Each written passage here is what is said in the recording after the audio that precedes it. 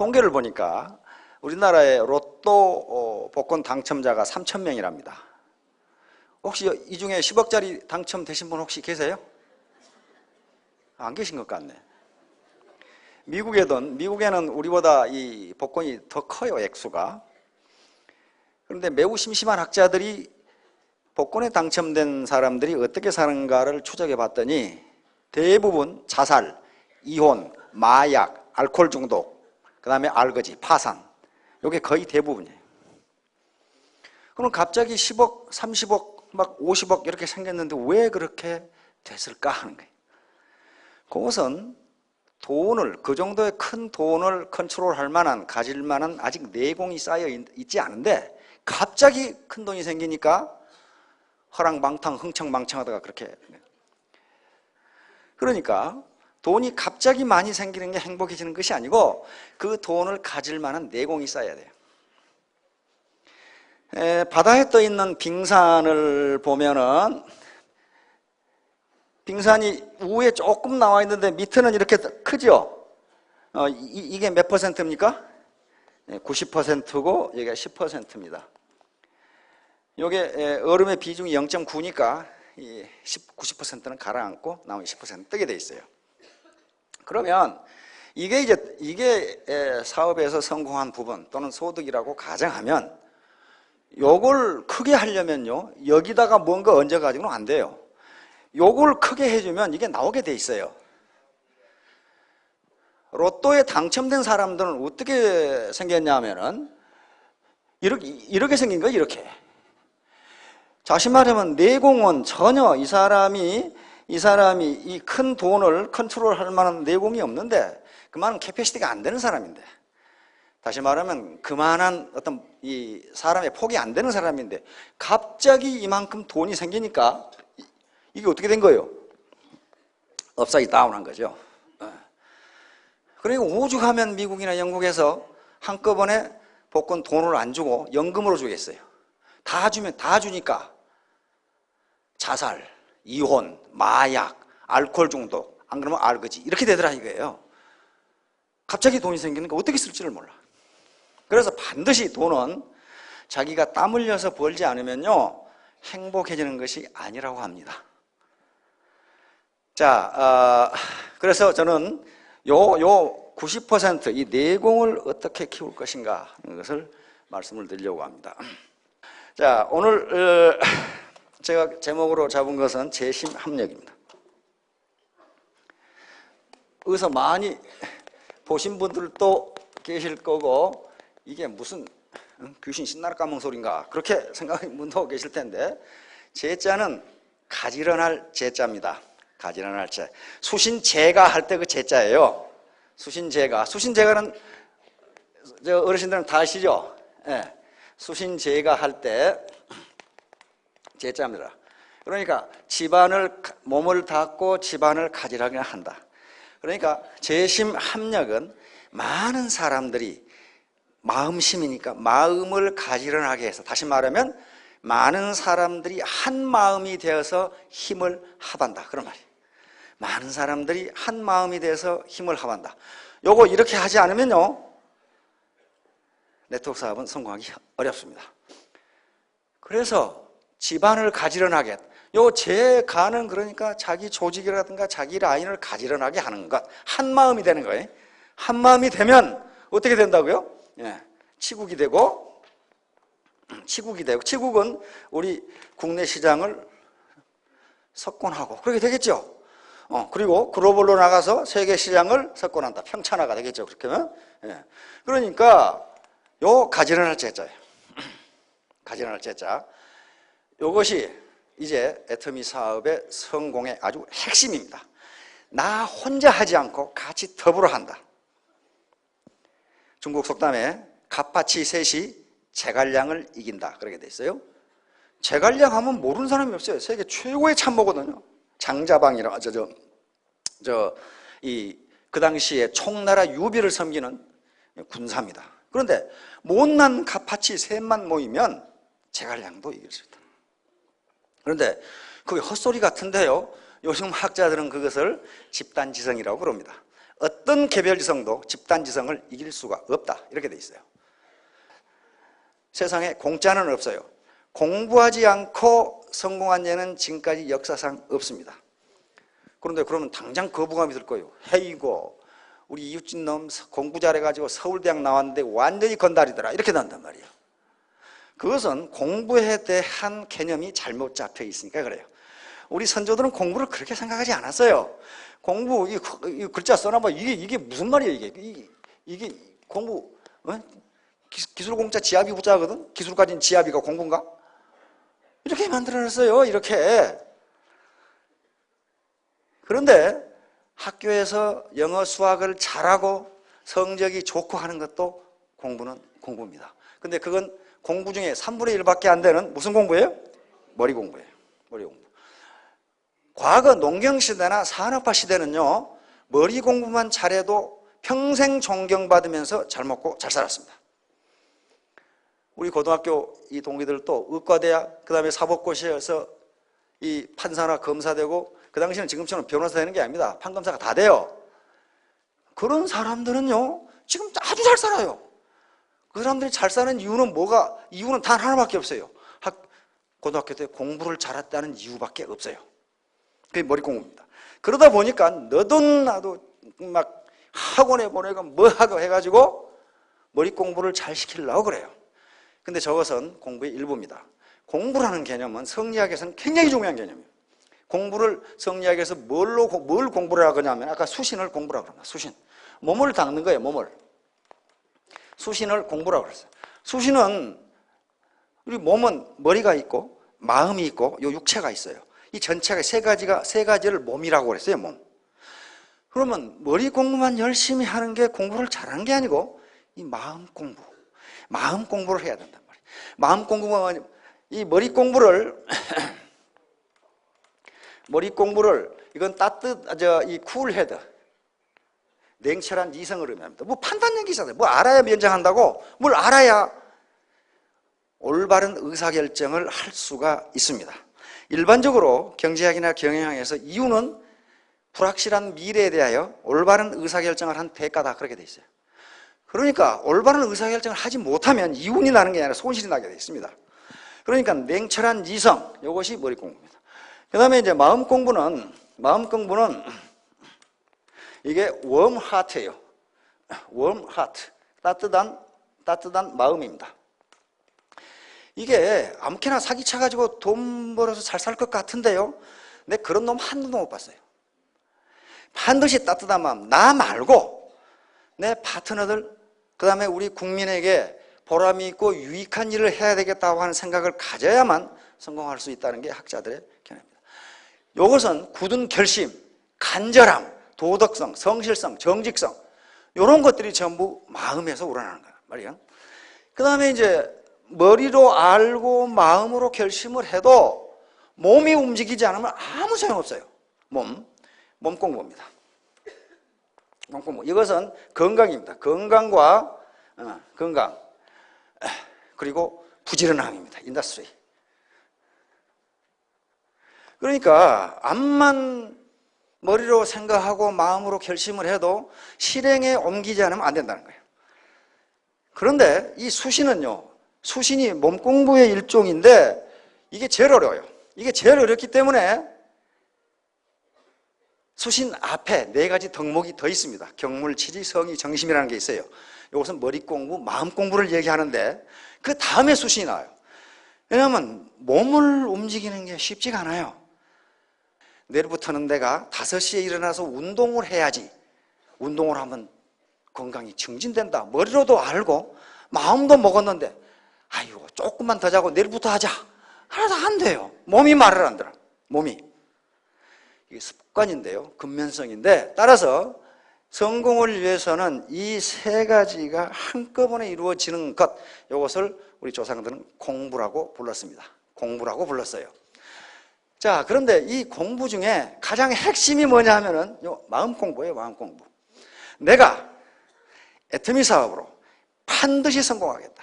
이걸 성공자들은 간절함이라고 이야기합니다. 미국의 성공자들은 간절함. 이 간절함이 없으면, 반드시 성공하겠다는 간절함이 없으면 결코 성공 못한다. 그래서 세 가지 공부, 요게 다져지면 자동적으로 자기가 성공하기 위해서 회사에 대해서도 알아보고 제품에 대해서 알아보고 여러 가지 지식을 얻게 될 겁니다. 그리고 발로 뛰게 돼 있어요. 아무런 결심이 없는데, 성공하겠다는 간절함이 없는데 어떻게 몸으로 뛰겠어요? 그래서 이것이 일단 스타트고 나중에 이건 자동적으로 따라옵니다. 그러면 이제 여기 처음 오신 분들이 계시기 때문에 이 사업을 할 것인가 말 것인가를 결정하시는데 판단 요소가 있습니다. 이건 애터미 사업뿐만 아니고 무슨 사업을 하든지 이걸 판단해 보시고, 이건 누가 그렇다더라 그런 게 아니고 자기가 직접 정보를 수집해서 알아봐야 됩니다. 우선 회사 설립이 합법적이냐? 요즘 합법적이 아닌 회사가 활동하는 경우는 거의 없습니다. 그러나 지금 기획부동산이라든가 유사금융 피라미드 또는 유사수신행위 같은 인터넷에 또는 뉴스에 떠오르는 거 보면 전부 불법 회사들이, 합법적으로 인가받은 회사가 아닙니다. 합법적인가를 따져야 되고, 그 다음에 법적으로 설립 자체가 합법적이라도 경영, 다시 말하면 사업 전개 방법이 합법적인가를 따져봐야 됩니다. 자, 두 번째는 경영자의 도덕성과 경영 능력을 따져봐야 돼요. 도덕성만 있어가지고는 안 돼요. 이게 무슨 자선사업 하는 것도 아니고, 도덕성이면은 이웃집 할아버지가 제일 낫습니다. 그러면 그분을 CEO로 갖다 놓으면 되느냐? 그게 아니에요. 경영 능력이 없어요. 두 개를 따져보셔야 됩니다. 세 번째는 제품의 경쟁력입니다. 품질과 가격, 이거 많이 들으셨죠? 그 다음에 수익 구조, 보상 플랜, 마지막으로 비용 부담, 진입비, 유지비, 추천비, 이런 것들이 있으면요 결국은 빚을 지게 돼 있어요. 베란다에 물건 쌓이고. 그래서 이런 것들이 있는지 없는지를 잘 따져보시고, 이게 핵심입니다. 그 다음에 이제 여러 가지 다른 요소가 있지만 그것은 부수적인 것이니까 이런 걸 따져보시고, 아, 괜찮은 회사네 라고 생각되면 과감하게 결단을 하셔야 됩니다. 우물우물 하다가는 그렇게 많은 시간이 없어요. 타코마 다리의 붕괴라는 유명한 사건인데요, 1940년대 그 당시 미국이 채광국이었기 때문에 세계 최고의 토목공학 기술을 이용해서 이 타코마 브릿지를 놓았습니다. 그리고 근사하게 개통식을 했어요. 그런데 이 다리는 지진에도 견디고 초속 50m의 강풍에도 견딜 수 있도록 설계가 됐습니다. 그런데 초속 50m의 강풍에도 무너지지 않을 정도로 지은 다리가 초속 19m의 가벼운 바람에 무너져 버렸어요. 그래서 그 워싱턴 주에 가면 워싱턴 주립대학이 있습니다. 굉장히 좋은 대학입니다. 그 학자들이 어째서 무너졌는지를 연구하기 시작했어요. 왜 이게 무너졌는지, 그 미풍에 왜 무너졌는지, 그걸 연구하다가 결국 아까쯤에 그 공식을 발견하게 된 겁니다. 다시 말하면 모든 물체는요 고유진동수라는 게 있습니다. 고유진동수라는 게 있는데, 그 고유진동수와 같은 진동수를 가진 외력이 작용하면 진폭이 무한대로 커지면서 붕괴돼 버려요. 그러니까 아무리 작은 힘이라도 여러 사업자들이 같은 목소리를 내고 같은 재심 합력을 하면요 그 힘이 무한대가 됩니다. 무한대예요. 그게 시너지 효과입니다. 요게 다리의 요 진폭이 바람의 강도, 다리의 고유 진동수, 바람의 소용돌이 진동수, 요 W0하고 W1이 비슷해지면 요 분모가 뭐가 되냐면 제로가 됩니다. 같아지면 제로가 되죠. 제로가 되면 이 값이 뭐가 돼요? 네, 무한대가 됩니다. 진폭이 무한대가 된다는 것은 무너진다 그런 말이에요. 무너진다. 그래서 애터미 사업에서 왜 반팽이들이 성공하는가 하는 것은 이 타코마 다리가 잘 보여주고 있어요. 아무리 미풍 같은 적은 힘이지만은 같은 목소리를 내면 그 힘이 무한대가 된다 그런 얘기예요. 50m 강풍이 불었으면 이 다리는 무너지지가 않습니다. 왜냐하면 이 고유 진동수가 19m 바람하고 똑같거든. 그러니까 19m보다 더 약한 바람이거나 더 강한 바람이 불어도 이 다리는 끄떡없다는 말이에요. 하여간에 이와 같이 아무리 작은 힘이지만은 같은 목소리를 내면 무한한 시너지 효과를 얻을 수 있다 그런 얘기입니다. 이건 지금 현재 다리입니다. 이 현재 다리는 여기서 바람이 불었을 때에 이 고유 진동수가 나오지 않도록 설계를 했답니다. 안 그러면 또 고유 진동수 같으면 이게 무너져 버리니까. 다음, 여기 서울 테크노마트인데요. 여러분들 보도 보셨죠? 서울 테크노마트가 흔들린다. 그래가지고 사람들이 대피하고 야단을 했는데 공학자들이 왜 흔들렸는지를 전부 조사를 했어요. 이게 설계가 부실하게 된 건지 뭐 때문에 이게 흔들렸는지를 조사했단 말이에요. 공학자들이 지금 실험하는 장면입니다. 그런데 12층에 이런 헬스클럽이 있는데 새로 강사가 부임해가지고 아주 열정적으로 지도를 하기 위해서 요 태보를 했답니다. 태권도 권투 이런 거 있죠. 하나 둘 이렇게 하다 보니까 어떻게 됩니까? 요게 힘이 점점 가해지는 거예요. 가해지는데 흔들리기는 어디서 흔들렸냐면 30층에서 흔들렸어요.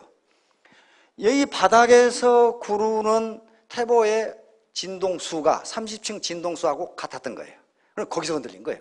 다른데 이 바닥은 전혀 이상 없고 진동수가 다르니까 거기 진동수가 다르니까. 그래서 공학자들이 실험을 하면 어때요? 그냥 아무렇게나 뛸 때는 이렇게 되는데 같이 뛰어버리니까 이렇게 돼버린 거야. 진폭이. 그러니까 이게 계속 뛰어버리면 무너지겠지. 그래서 이 헬스클럽이 폐쇄됐다고 그러더라고. 이와 같이 재심합력, 같은 목소리로 힘을 합하는 건요 엄청난 힘을 가져옵니다. 자신도 모르는 파워를 가져와요. 꿀벌 있죠, 꿀벌. 꿀벌 그 통 주변에 가보면요 꿀벌이 많이 죽어 있는 걸 가끔 봐요. 근데 그것은 말벌의 공격이랍니다. 말벌은 말벌 한 마리가 꿀벌 500마리에 해당하는 독을 가지고 있답니다. 그래서 꿀벌이 말벌하고 1대1로 대결해가지고는 승산이 없어요. 금방 죽어요, 금방. 그러니까 전부 꿀벌 통 옆에 가면 죽은 시체가 그렇게 많은 거예요. 말벌 공격을 받은 거예요. 그럼 꿀벌은 어떻게 해야 되겠어요? 1대 500으로 해야 된단 말이에요. 1대 500으로. 1대 500으로 해도 들뚱말뚱 그러죠? 그런데 꿀벌이 말벌을 퇴치하는 방법은 열공격이라는 방법.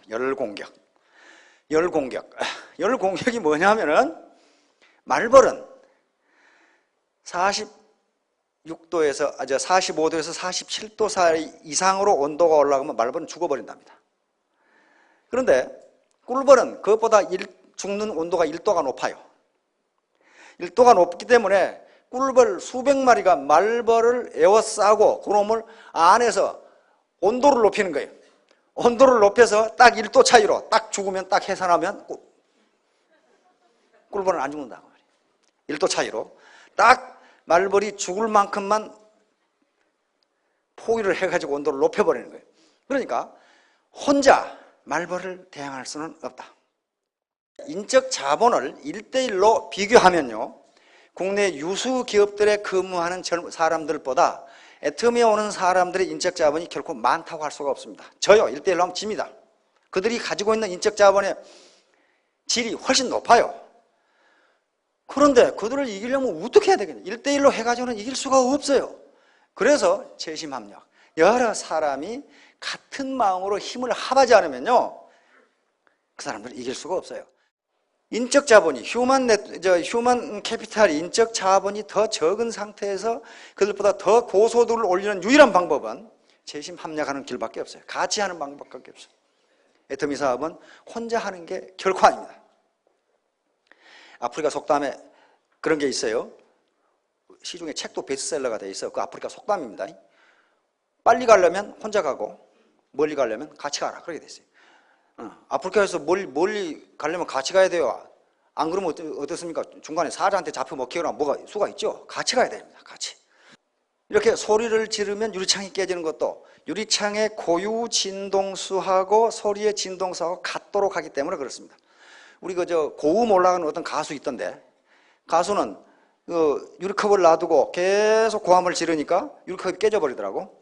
그것은 그 가수의 계속 고함을 지르면서 일정 수준에서의 목소리의 헐치, 사이클하고 진동수하고 유리의 고유 진동수가 맞으면 유리창이 깨집니다.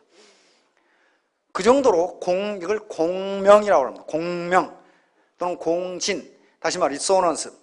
모든 사람이 같은 마음을 가지고 힘을 합하면 불가능한 것 같은 일을 이루어낸다. 그래서 이 사업에서 공명을 해야 돼요. 공명. 같은 목소리로 얘기해야 되는데 같은 목소리로 얘기하기 위해서 가장 중요한 사항이 시스템에 참여하는 거예요. 여기 와서 같이 이야기를 듣고 같은 생각을 하고 회사의 방침을 알고 어떻게 나가는지 알고 그것뿐만 아니고 내 파트너들이 어떤 고민이 있는 건지 그걸 대화를 통해서 이야기하고 같이 밥도 먹고 그래야 공명이 일어난단 말이에요. 따라서 반드시 공명을 해야 되는데 공명을 하는 가장 좋은 방법은 여기 오는 겁니다. 결론적으로 얘기해서 가장 중요한 게 마음 공부예요. 내가 반드시 성공하겠다는 결심과 결의, 그리고 간절함, 그리고 포기하지 않는 정신력, 도전정신, 요게 있으면은 자연히 사업을 하면서 회사는 어떤지, 제품은 어떤지, 마케팅 프로그램은 어떤지 이런 걸 머리 공부를 하게 돼 있어요. 하게 돼 있다고. 그리고 소비자 심리는 어떤 것인지 소비자 심리부터 공부해가지고 마케팅해가면 되질 않아요. 먼저 내가 반드시 성공하겠다는 의지와 각오, 간절함. 그렇게 되면 몸으로 뛰게 돼 있고 그 다음에 공부를 하게 돼 있어요. 따라서 가장 공부의 핵심, 부자는 과학인데요. 그 과학은 다른 게 아니고 공부입니다. 공부는 머리 공부만 해가지고는 지금 세상에는 서울대학 나온 거지들 많아요. 나도 몇 놈 알고 있는데 완전히 논팽이야 이놈은. 완전히 논팽이. 아무것도 몰라. 그것은 그러나 그 사람이 공부를 못한 게 아닙니다. 무슨 공부를 잘했어요? 머리 공부를 잘한 거예요. 머리 공부를 잘한 거예요. 다시 말하면 학술 IQ가 뛰어난 거예요. 학술. 그러나 그것만 가지고는 농경시대와 산업화 시대는 성공을 했습니다. 의사가 되고 고시에 패스하면 평생 존경받으면서 잘 살았어요. 그러나 지금 지식정보화 사회에서는 그것만 가지고는 그거 많이 한다고 쓰는 사람이 한 사람도 없어요. 마음. 얼마나 다른 사람과 친화력을 가지고 결심이 굳고 반드시 이루어내겠다는 각오를 가지고 있느냐 하는 문제하고 말만 하지 말고 몸으로 뛰는 그런 몸공부.